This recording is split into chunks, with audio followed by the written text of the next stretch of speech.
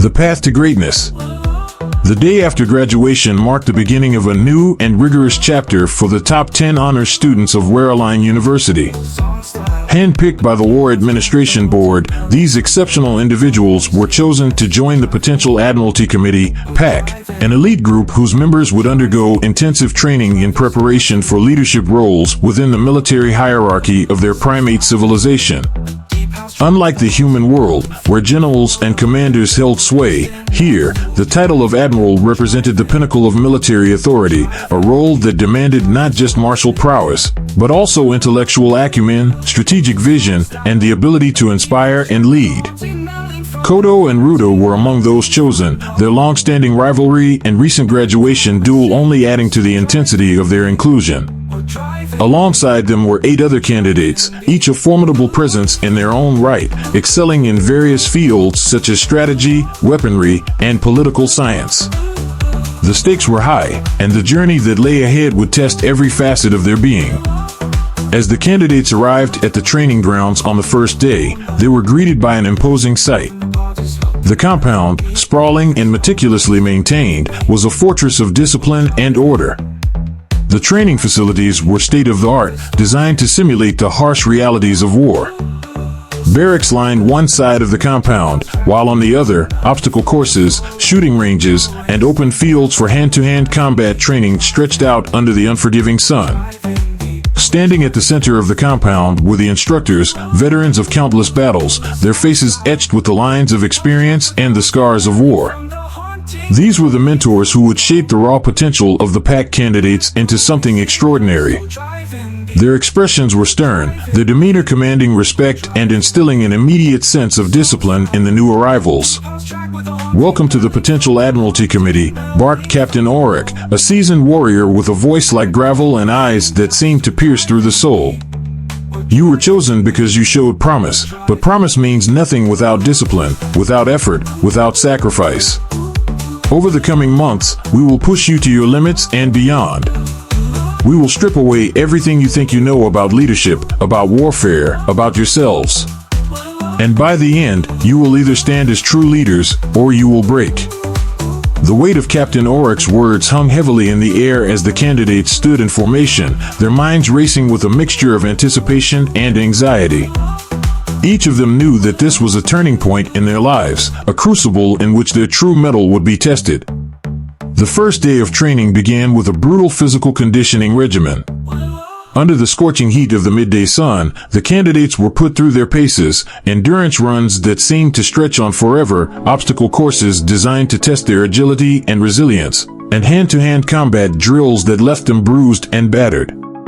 Every muscle screamed in protest, every breath came ragged and strained, but none of them dared to falter. The instructors watched their every move, noting who pushed through the pain and who hesitated. Kodo excelled in the physical challenges, his calm demeanor and disciplined approach allowing him to conserve energy and outlast many of his peers. His years of martial training had honed his body into a finely tuned weapon, and he moved through the drills with a grace that belied the intensity of the exercise. But even he felt the strain, the relentless pace pushing him to the edge of his endurance.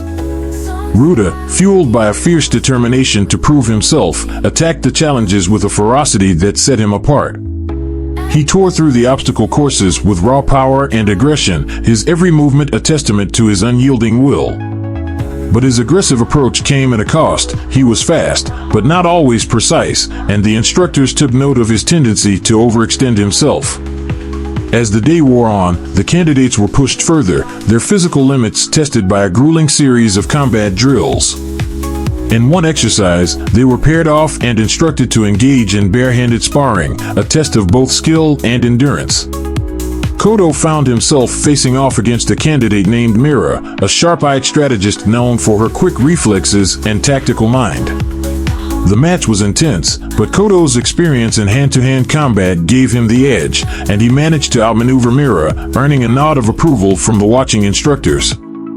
Ruda, meanwhile, was paired with a burly candidate named Jorah, whose brute strength made him a formidable opponent. The two clashed with a ferocity that drew the attention of everyone around them, their blows landing with bone-jarring force. Ruda's aggression and speed gave him the upper hand, but Jorah's resilience kept him in the fight. In the end, the match was called a draw, with both candidates showing signs of fatigue but neither willing to concede. By the time the sun dipped below the horizon, signaling the end of the first day's training, the candidates were exhausted. Every muscle ached, and their bodies were bruised and battered from the day's exertions. But there was no time for rest. Captain Auric gathered them in the main hall for the next phase of their training, the study of military strategy. The art of war. The transition from physical training to the classroom was jarring, but necessary. As the candidates took their seats in the austere lecture hall, they were introduced to the intellectual side of their training. The room was lined with shelves filled with ancient tomes, treatises on warfare, and records of battles fought long ago.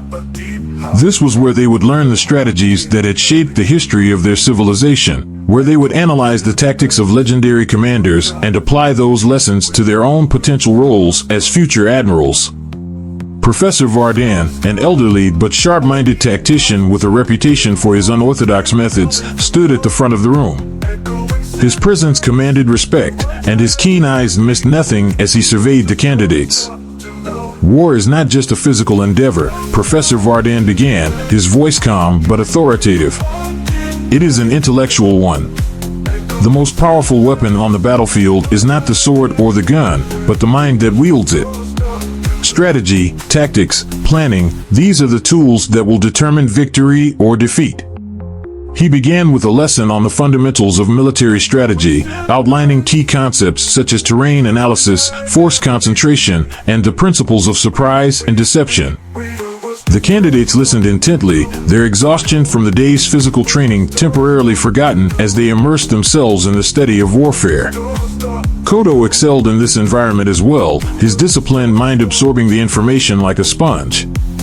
He asked insightful questions, engaging with Professor Vardan in discussions that demonstrated his deep understanding of the material. His ability to think critically and apply theoretical concepts to real-world scenarios quickly earned him the respect of his peers. Ruda, on the other hand, struggled at first.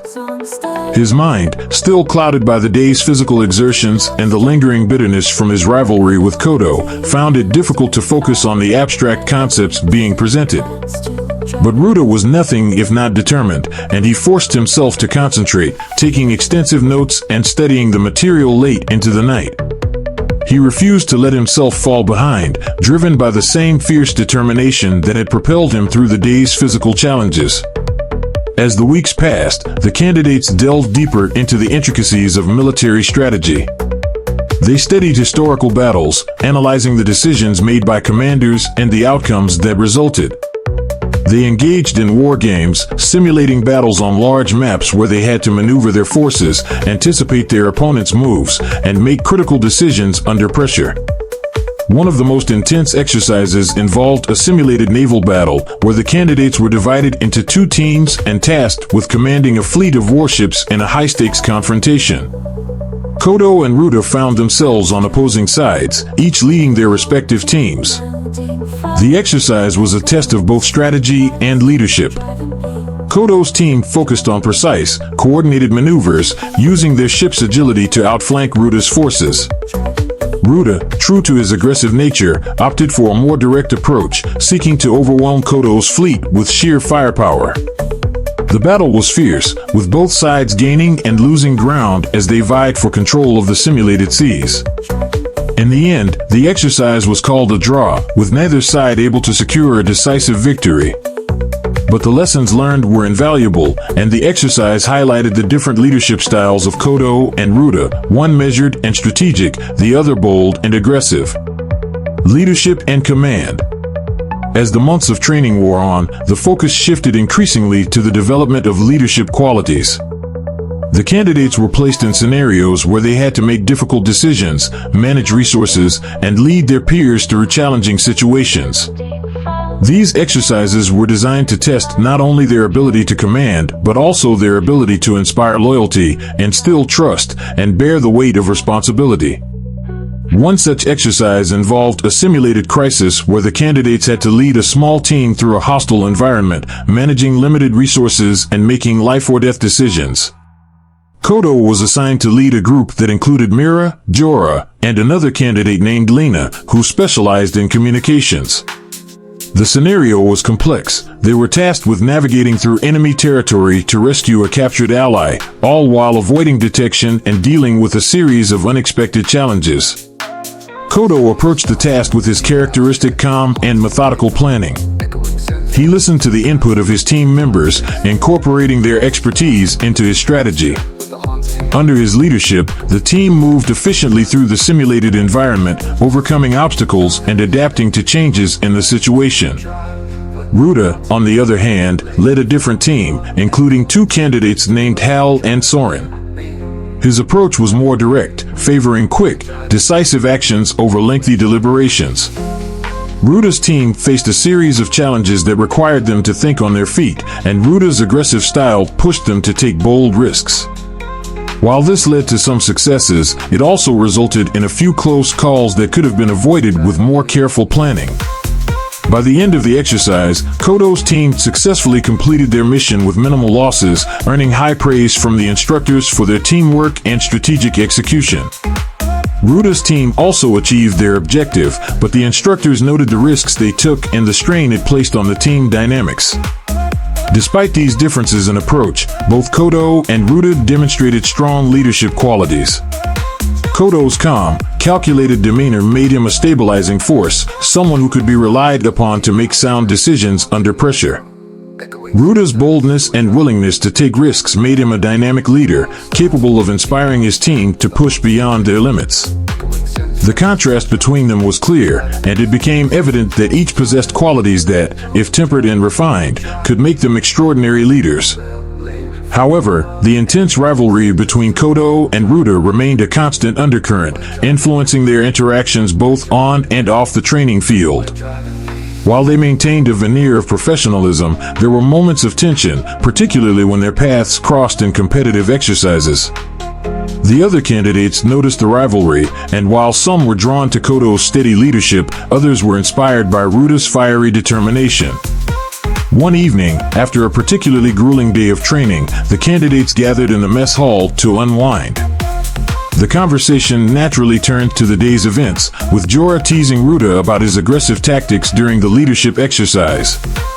"Ruda, you really had us on our toes out there," Jorah said with a grin, clapping Ruda on the back. "I thought we were going to charge straight into the enemy's arms a couple of times." Ruda chuckled, but there was an edge to his voice. "Sometimes you have to take risks to get results. Playing it safe isn't always the best option." Kodo, who was sitting nearby, couldn't resist chiming in. "There's a difference between taking calculated risks and being reckless, Ruda. In a real combat situation, you might not get a second chance if something goes wrong." Ruda's eyes narrowed as he turned to face Kodo, his tone challenging. "And sometimes, playing it safe gets you killed. You might avoid mistakes, but you miss opportunities too. Not everyone has the luxury of being cautious." The tension between them was palpable, and the other candidates exchanged uneasy glances.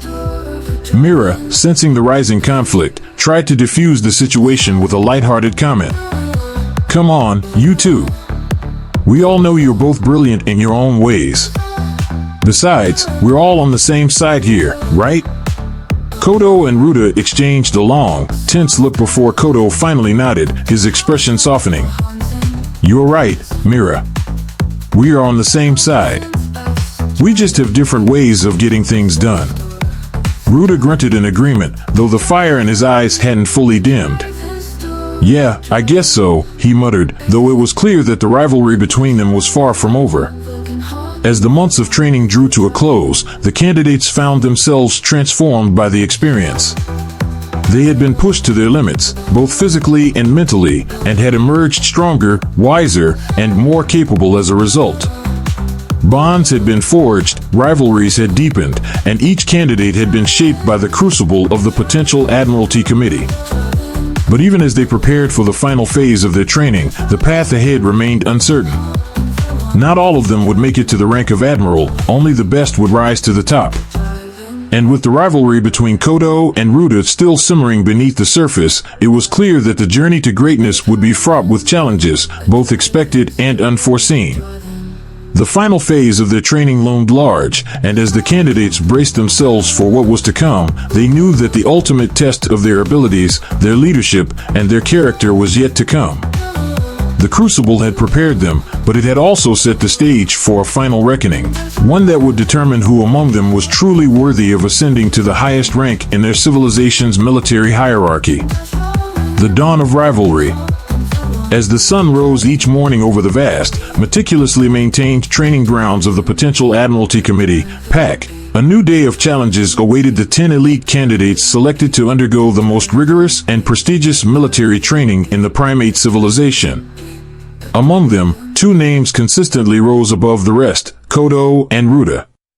Their journey through the PAC training program quickly became the focal point of admiration, curiosity, and tension as they demonstrated unparalleled prowess in every conceivable area. From physical strength to martial arts, from strategic acumen to the intricate art of military administration. The current admiral, Zakuza, a figure of immense authority and respect, personally oversaw their training. A seasoned veteran whose knowledge of military command was unmatched, Zakuza was revered not only for his strategic brilliance but also for his understanding of the historical legacy that underpinned their civilization's military doctrine. He had seen potential in Kodo and Ruda that surpassed even his highest expectations, and he took a special interest in guiding them as they navigated the demanding path laid out before them. The PAC training was not merely about mastering physical combat or learning to wield weapons with precision, although those skills were certainly essential. The curriculum, designed by Admiral Zakuza himself, was a comprehensive immersion into the full spectrum of military leadership. It demanded peak physical conditioning, mental agility, and a profound understanding of the complex interplay between strategy, tactics, and governance. Each day was a crucible that tested the candidate's ability to think critically under pressure, to command with authority, and to inspire loyalty among their peers. From the very beginning, it was clear that Kodo and Ruda were destined for greatness.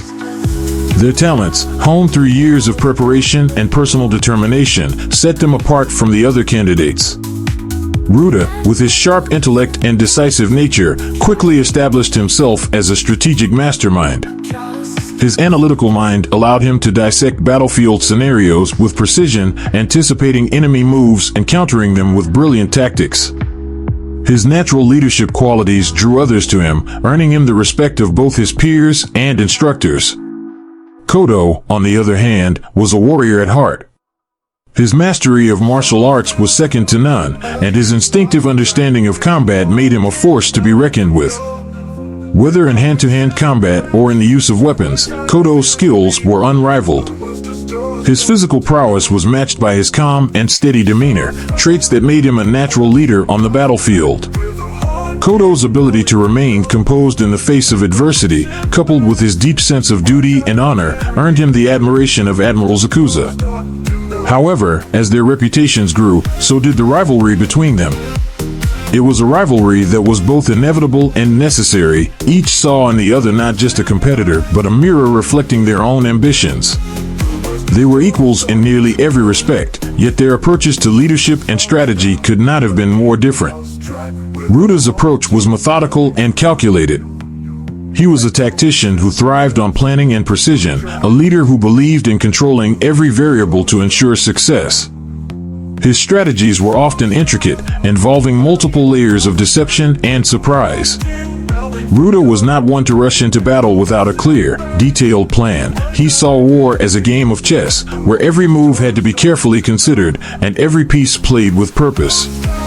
Kodo, by contrast, relied on his instincts and adaptability. He was a leader who excelled in the heat of battle, making quick decisions that often turned the tide in his favor. Kodo believed that while strategy was important, it was equally crucial to remain flexible, to adapt to the ever-changing dynamics of war. His leadership style was more fluid, more responsive to the needs of the moment. Kodo's strength lay in his ability to inspire and motivate those around him, to lead by example and to earn the trust of his soldiers through his actions. As the training progressed, these differences in style and philosophy became increasingly apparent.